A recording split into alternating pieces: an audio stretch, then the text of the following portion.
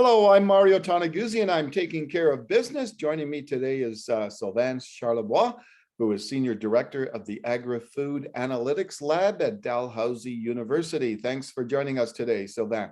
My pleasure, Mario, and Happy New Year. Happy New Year to you too. Well, it's a happy day, I think, today for a lot of Canadians. It looks like last night, federal government had decided to back down on a vaccine mandate that they were going to implement starting January 15th, so a couple of days from now, for Canadian truckers. Can you first of all explain, what that mandate would have meant and what it would have done and what it would have meant to the supply chain in this country if they'd gone through with it?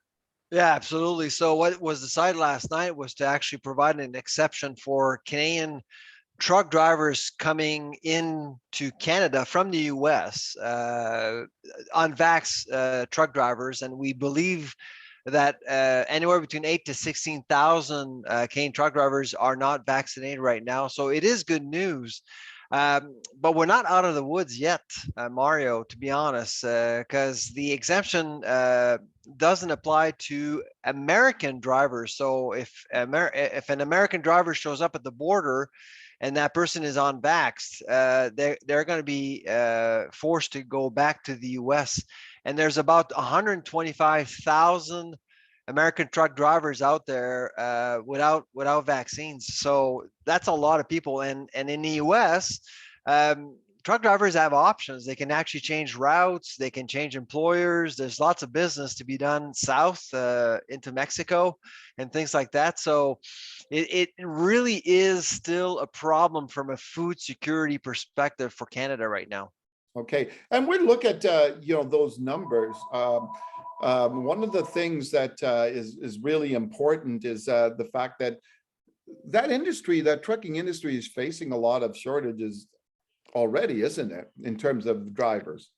Oh, absolutely. I've heard that a lot of truck drivers are actually planning to retire as a result of the vaccine mandate, because a lot of them are older and they just say, well, that's it for me. They've made their money and they're just exiting the industry.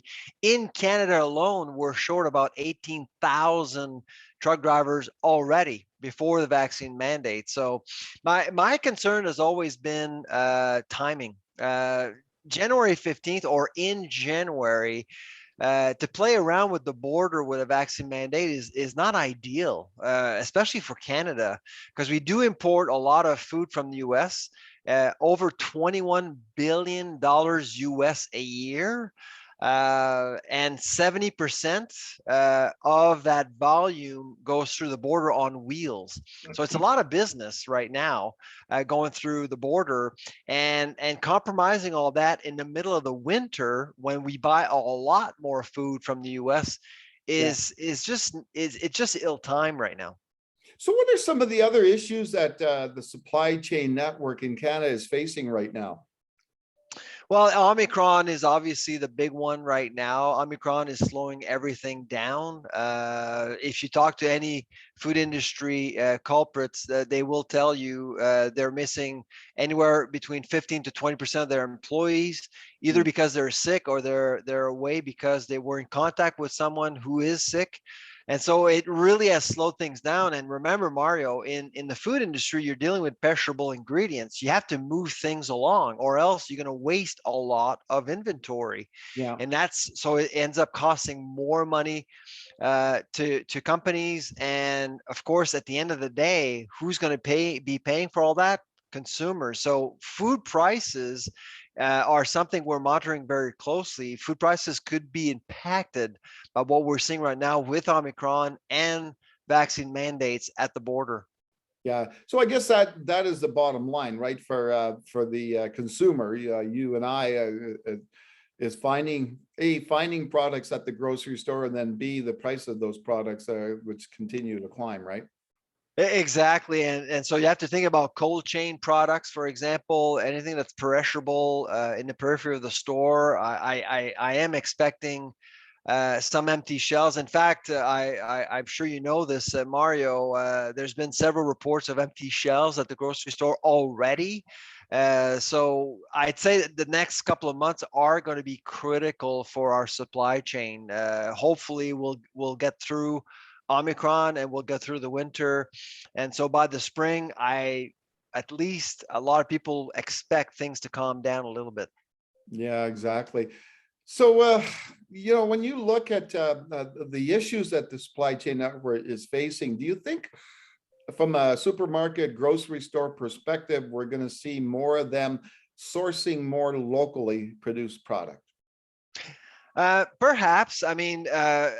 This whole discussion around food autonomy is important. Obviously, we want to produce more food in Canada, but we can't be good at producing everything, and that's the key here. We have an open economy in Canada, and we do trade with a lot of different countries, including the U.S. And I think we need to encourage companies to continue to trade with other countries around the world.